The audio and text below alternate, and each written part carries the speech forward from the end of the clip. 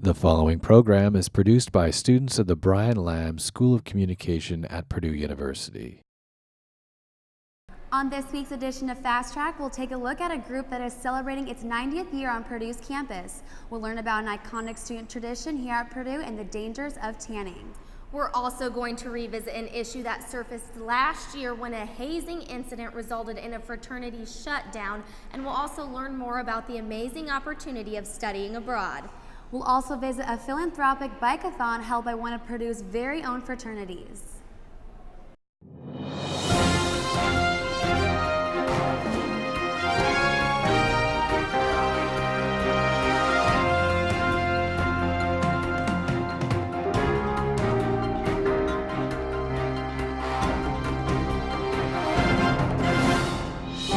Welcome back to Fast Track. We are bringing you this week's show from Purdue's Memorial Union. I'm Karina Gonzalez. And I'm Alexandra Johnson. Purdue University is known for its rich history and tradition, and the Reamer Club has committed itself to continuation of these traditions for the last 90 years. This group has been a fixture on campus since 1923 and is dedicated to support Purdue athletics and traditions. Kara Miller has more on the club's history. When in after years we're turning alma mater back to you, may our hearts with love be yearning for the scenes of old Purdue. For 90 years, the Reamer Club has been helping out around Purdue University and the West Lafayette community. So the club was founded in 1923 by an individual named C.C. Reeder. He wanted to form a club on campus for independent students, so students that aren't Greek, so that they could get involved in campus. That's why we came up with the Reamer Club. You might have seen members spreading Purdue's spirit while singing at the Lions Fountain or riding the Boilermaker Special. The Reamer Club is a spirit-boosting club on campus made up of men and women who are independent students, and they work to keep Purdue traditions alive and create some new ones, and they are the official caretakers of the mascot, the Boilermaker Special, as well as the Extra Special. Although founded as a spirit organization, the club has grown to encompass so much more. The club is in charge of a lot of helps out with a lot of athletic events. We sell programs for basketball games. We work rotations to help out with the volleyball team, and we present the flags at all home football games. The club also prides itself on the philanthropic work it does, which includes helping around campus and even cleaning up a section of highway along US 52.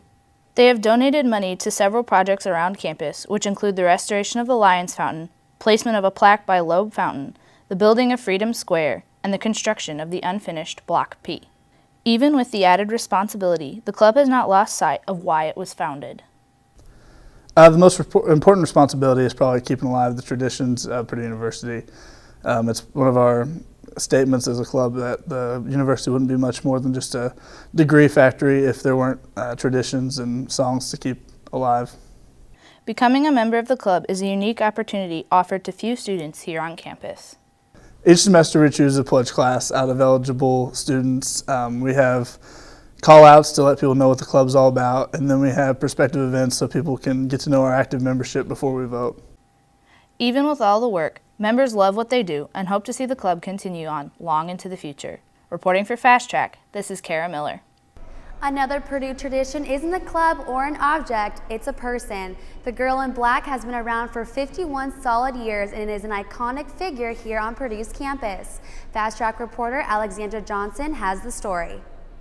Purdue is known for a number of traditions, one of them being their group of twirlers on game days. The high point of game days is definitely marching into that stadium because they always have football teams are warming up and the student section's just getting there and they have pump up music on and the band's playing behind you, and that's probably the best part of the day. Jordan Foster is the 21st Girl in Black for Purdue, but before she was the Girl in Black, she was a silver twin. We were the first ones in 8 years to not be identical twins, and it kind of started a lot of commotion among alumni, but actually more than half of silver twins have not been identical twins. Purdue is renowned for their twirlers, and the tryout process is very competitive. You still have to try out every year, and so this past year we had tryouts again in February, and I tried out with my silver twin and then again as a soloist.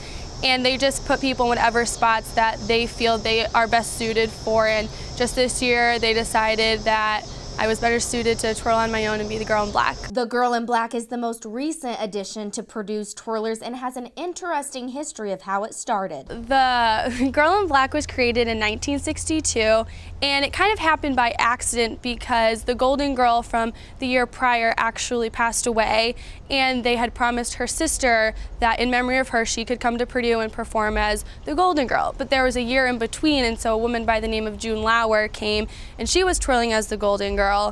And the next year when the sister came back, Al Wright, who was the band director at the time, decided that he still really wanted June to be out there twirling on the field, and so he said, well, I'm just going to stick you in the other school's color. If she's in gold, you're going to be in black. And she performed, and whoever was announcing for the football game that day said, wow, look at that girl in black, and the name just kind of stuck, and ever since then there's been a girl in black. The excitement on game day is what the twirlers live for, and it is part of their job to keep the crowd pumped up. I remember my first time marching out last year. I was just so overwhelmed, and the entire game was a blur, and I remember the weather was horrible and we weren't even in our costumes, but it's just crazy when you stand out there. The girl in black can be seen at every home Purdue football game as well as at other events. I think we just add something very unique. Especially in the Big Ten, there's not a lot of Big Ten schools that have twirlers. Most bands have auxiliaries, they have flags, and they have dancers, but I think it's just something special when you see twirlers out there, and especially to Purdue. Purdue is the most infamous twirling spots in the baton world. Everyone wants to twirl for Purdue. Reporting for Fast Track, I'm Alexandra Johnson. Coming up, we'll take a look at last weekend in sports and take a deeper look at the dangers of tanning. We'll be right back after this. We are all Boilermakers, but we're also much more. We're history makers, exploring the farthest reaches of our universe, often when strapped to a rocket. We are hope makers, rebuilders of Haitian cityscapes who ensure they'll now withstand any disaster. We are difference makers, developers of drought-resistant crops that just might end world hunger. The fact is, what we make moves the world forward. We are Purdue, makers all. Welcome back to Fast Track. Our very own sports reporter John Rawlings is here to give us a recap of last week in sports. Thank you, Alexandra. To give you guys a recap of last week, we will start out with women's soccer. On Friday, the Boilermakers took on the Cornhuskers. Nebraska was able to score 4 times in the matter of 26 minutes and was able to shut out Purdue for the first time this year. Purdue had plenty of shots on goal. However, Nebraska goalkeeper Emma Stevens played an amazing game and was able to hold the Boilermakers to 0 goals. Women's volleyball played 2 games this weekend, one of them being played inside of Mackey Arena against Illinois. Over 5,000 fans witnessed the Boilermakers go 4 sets against Illinois to achieve another win. Valerie Nickel and Sam Epinesa led the offense with 14 kills each, and Carly Kramer and Hillary Fox each pulled up 20 digs apiece. Then the Boilermakers took on Northwestern in Holloway Gymnasium. Purdue looked great in the first set, winning 25-13. Then the Wildcats bounced back and pushed the match to a 5th set. In a very exciting night for the fans and the players, the 5th set went to 21 points, with Northwestern getting the victory 21-19. And the Purdue football team did not have the answer for Amir Abdullah and the Cornhuskers. Nebraska ousted Purdue 44-7, and that was without Taylor Martinez, who sat out with a turf toe injury. Tommy Armstrong Jr. got the start, but he threw 3 interceptions. Therefore, Ron Kellogg III stepped in and finished the job. But it really wasn't a story for quarterbacks. The Cornhuskers abused their rushing game with over 56 attempts for 251 yards. Purdue freshman Danny Etling continued to be the starter and had a few bright moments, but other than that, the team did not produce that much offensively. The freshman completed 14 of his 35 attempts, but also had 7 carries for a negative 50 yards. Purdue is going to continue to look for an answer, but the answer may not come as fast as the fans hope. Back to you guys. Thank you, John. Well, tanning has become a popular fad in the past decade, and especially on college campuses. We went to talk to a specialist about the dangers and to see why students like to go tanning. Our Fast Track reporter Catherine Ducharme found students on Purdue's campus that have already been affected by the dangers of sun exposure. Here's Catherine with the story. I used to love laying out in the sun on vacation and stuff until I got my first little skin cancer mole. That was last year. I had just a dark mole on my arm, on my forearm right here. By age 20, Elena has already had 5 precancerous moles removed due to sun exposure. As I learned more and more about it, I figured that I should start saying something, especially after what I went through. I don't want any of my friends to have to go through that. We went to find out how this happens and the dangers that come with tanning and exposure to the sun. Tanning usually produces both a UVA and UVB, and both are harmful. There really is no beneficial ray that's given from a tanning booth. The rays that promote tanning also go deeper in the skin, and they can lead to skin cancer. They will do it slower, and the rays that produce more of a sunburn, like UVB, may produce melanoma more quickly, whereas the tanning ones still will lead to other cancers like basal cell and squamous cell. Some people enjoy tanning and believe it has good outcomes. I think it's great to get that first new base tan before you go on vacation where you'll be in a lot of sun, so you don't get that initial burn from the actual sun. Tanning before a vacation seems smart, but it's actually the opposite. Even for people who are planning a trip to Florida or someplace like that, we don't advise it even for them. And people sometimes think, isn't it better to build up and get ready to go on spring break? Really, it's better to just wear sunscreen and avoid the peak times. While tanning might be a popular option to get some quick color, there are safer alternatives than baking under those UV rays. Color that is caused by tanning isn't healthy, and if a person wants color to add color to the face, there's always makeup or things like that, or different strategies of fashion. I have done spray tans before, and I think they're good at sometimes, but I don't really like them most of the time. There are some downsides to sunless tanning. I think tanning's better because of the overall color. Spray tan gives you kind of more of a yellow pigmented color, and it doesn't look as real as your skin tone in the pigment. Tanning and exposure to the sun can be deathly, but happy mediums can be found. Visiting a tanning booth on one occasion, if a person is 18, probably won't do anything too bad. But it's an accumulative effect. And people are getting skin cancers at younger and younger ages. Like, I'm not going to let it take away from fun activities like going to the beach or going on vacation or, you know, going on a cruise. Like, I've seen my dad do that for years. He's stayed inside hotel rooms while the rest of us are at the pool. And I think that takes away from just the quality of life. Like, you're not going to run away from the sun. Reporting for Fast Track, I'm Katherine Ducharme. The Greek community was rocked a year ago when one of the fraternities was shut down because of hazing. Fast Track reporter Ellie Thalls revisits to show us what's changed in the approach to tackle hazing on Purdue's campus. If that made you feel like less of a person, if that made you feel inferior, if that made you feel like you were scared for your personal health, safety, it felt like you weren't in a positive, supportive environment, then why would you put somebody else in that position? Nearly a year ago, Beta Theta Pi was shut down for hazing. Purdue officials are now changing their approach to focus on awareness. Do you think it's okay to physically or mentally harm someone? And people say, well, absolutely not. I would never physically, I'm not going to hurt someone. But then when we get to the question, so why would you haze someone? Well, it's because what we've always done. Brandon Cutler, the director of Fraternity, Sorority, and Cooperative Life, believes that the problem of hazing is a cultural one. He wants to change the approach and focus on awareness. A lot of times when hazing is taking place, young people don't even recognize it as hazing. The president of Kappa Sigma talked with me about how hazing is defined in the Purdue University hazing policy. He said that Kappa Sigma's goal is to focus on team building activities like philanthropies. Things that everyone collectively does together as a brotherhood, you know, not just singling them out saying you guys need to do this. It's collectively coming together and doing things that will create bonds between us, that also give us a light into who these men are and if they fit our culture. But if you speak to alumni, Stewart says the story of hazing is very different. We talk to our past alumni and just things that they have done, you know, back in the 80s and stuff in other houses, and in the old stereotypes we can't do anymore. And it's for that reason that Stewart was frustrated when just last year, the house 2 blocks from his was shut down, mainly due to hazing.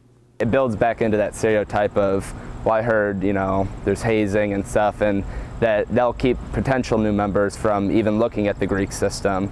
So it doesn't only affect their house, it affects all of us and Purdue's campus as well. President Mitch Daniels felt the university's approach was appropriate. One very visible case, just last year, the university took very direct action in this very area, made its position, I think, pretty clear. Daniel's own daughters decided to rush sororities at their universities, and one decided it just wasn't for her. One of the two tried it for a little while and didn't like it, and I think it was some of the attitudes, maybe some of the activities that could be called hazing that turned her off. And even if the person doesn't feel like it's hazing, these are the activities that Brandon Cutler once reported. We have a reporting form on our website now, and so someone can actually go on, on their iPad or their phone and actually report an incident of hazing. While hazing was different 2 or 3 decades ago, Purdue officials agree that the new, stricter definition may start changing the culture here at Purdue. Let's all agree that things that may have been seen as okay historically no longer are and really don't need to be part of life at Purdue. For more information on Purdue's hazing policy, visit www.purdue.edu/hazing. I'm Ellie Thalls, reporting for Fast Track. Up next on Fast Track, we'll discover a legal system for Purdue students. We'll also visit a philanthropy held annually by a fraternity on campus in support of one of their fallen brothers. When students walk across the Purdue University campus, they're doing more than going to class. They're preparing to meet the challenges of a diverse and fast-paced world. Purdue students encounter ideas that span oceans and cross continents, inspiring new levels of innovation that will build a better future for people at home and around the globe. At Purdue, we're preparing tomorrow's leaders to deliver solutions for our changing world. Purdue University has presented a new plan for students interested in study abroad. This program will allow college students to not only visit new places, but also continue their academic learning experience. This new plan will allow more students the opportunity to participate and broaden their horizons. Karina Gonzalez has more on what Purdue has in store for the future of the program. Studying abroad has always been an encouraged option here at Purdue. Now more students will have the opportunity to study abroad thanks to the university's new plan to increase student participation.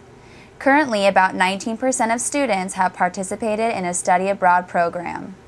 Studying abroad brings you so much cultural experience and gives you a new perspective on the world. It gave me more responsibilities to have. I wasn't only going to class, I was also working, and I had to figure out how to get from one place to another place on my own in a different country. So it gave me more responsibilities, and it was a good time. This study abroad plan is among several initiatives that have been developed from across the university.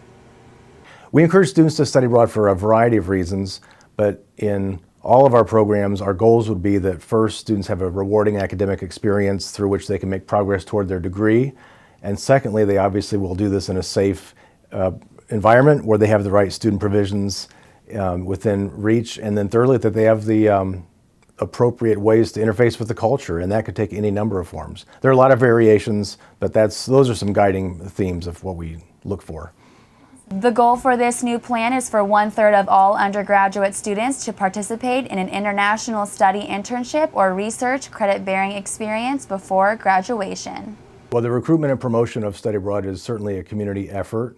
The Office of Programs for Study Abroad is in Young Hall at the ground floor, and we're here to help students, but that doesn't mean that students will first hear about it from study abroad staff.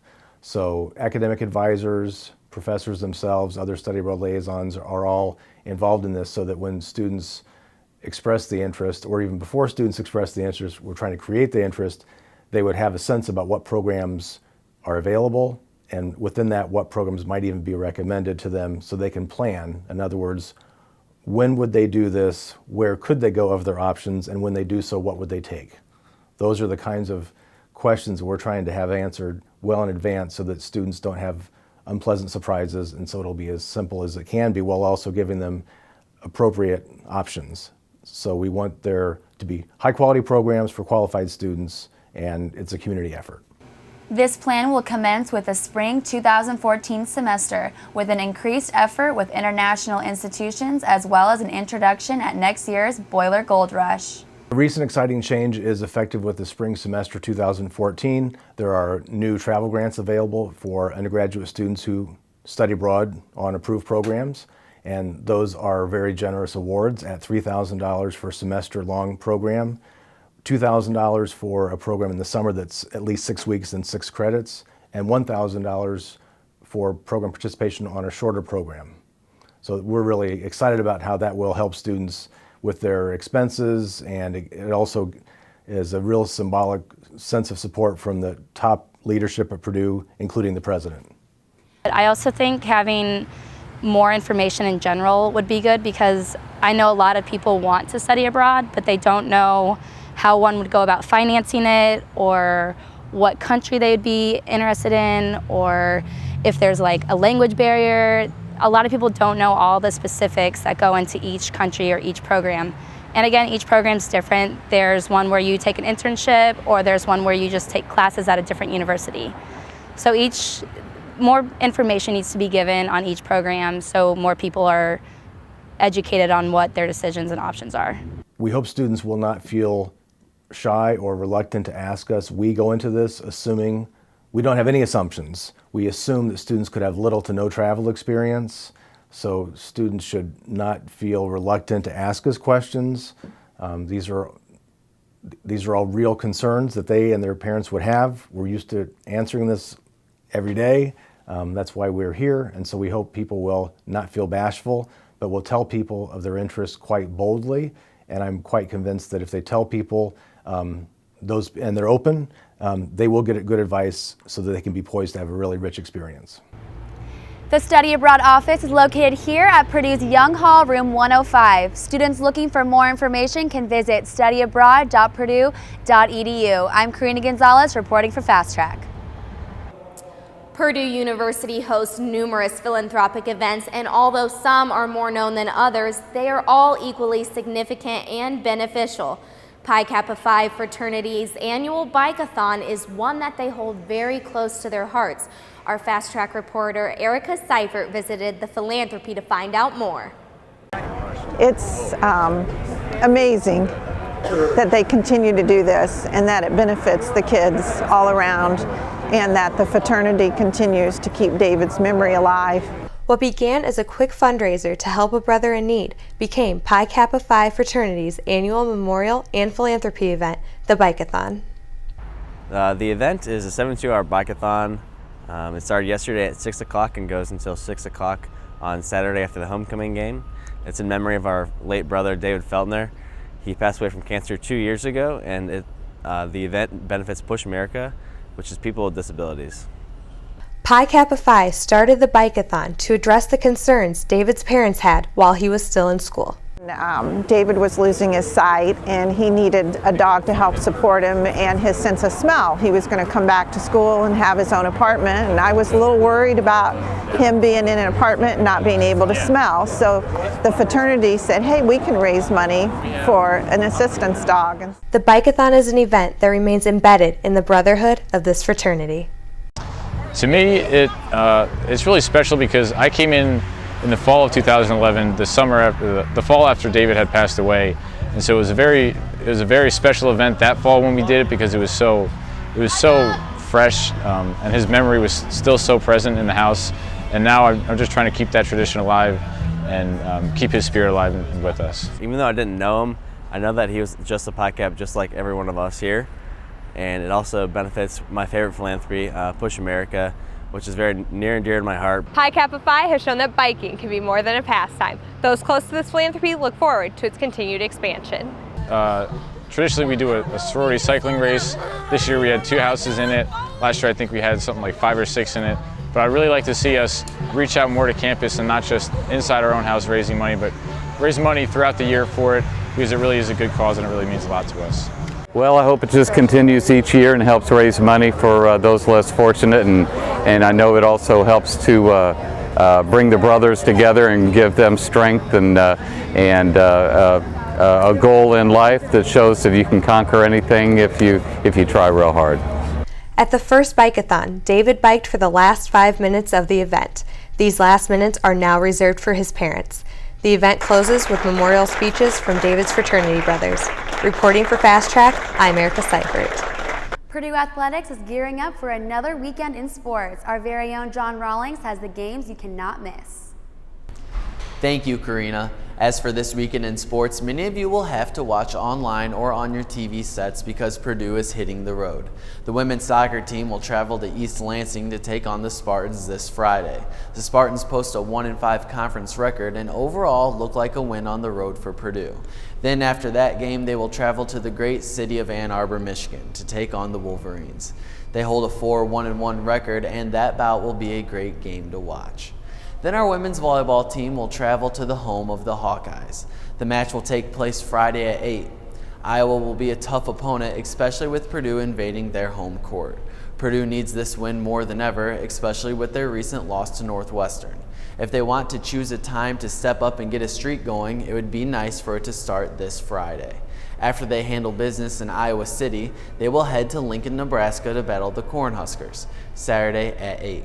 If the Boilermakers have a good road trip, expect them to make big strides in the Big Ten. And for our football team, they will also be heading to East Lansing. The Spartans will be a tough opponent for this young Purdue team.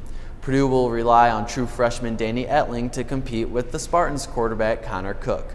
Also expect Etling to find another true freshman, D'Angelo Yancey. Yancey has back-to-back 100-plus yard receiving games and looks to continue.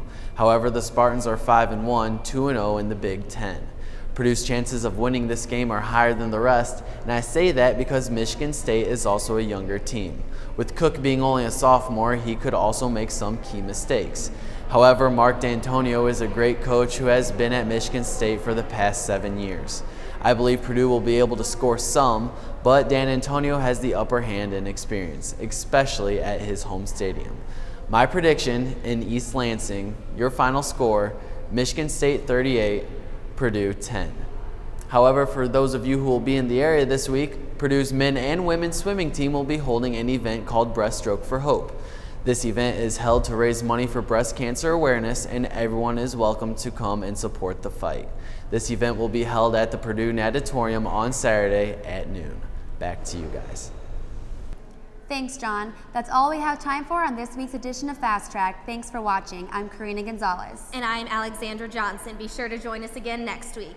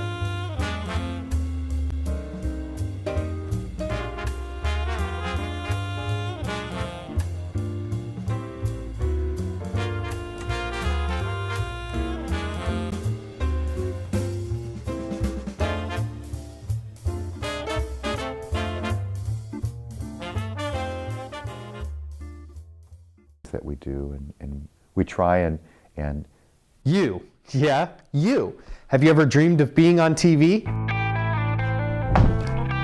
Well, in the Brian Lamb School of Communication, we do more than that. You can learn about camera operation, lighting techniques, live TV shows, real client PSAs, weekly news productions, and more. For more information about the video production programs, visit our website or the advising office.